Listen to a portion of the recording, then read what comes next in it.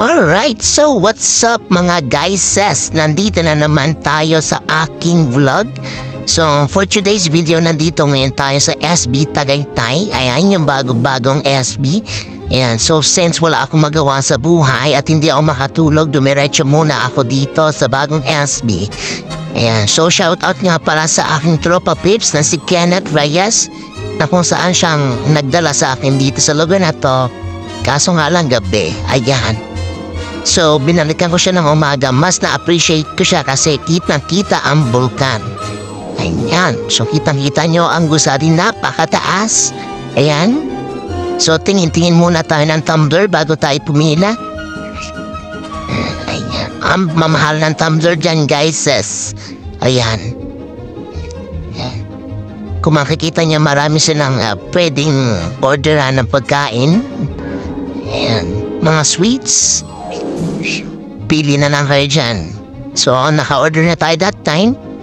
Baba tayo sa labas para ma-feel natin ang hangin.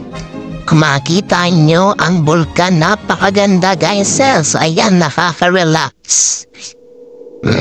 Ayan. See?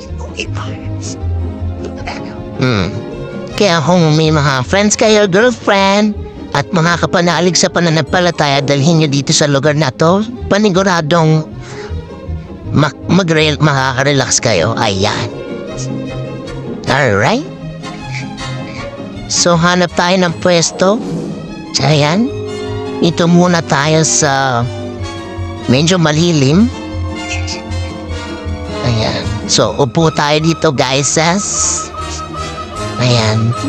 So, since mainit, lumipat ako sa loob. Ayan, Kuya Akoy for the go.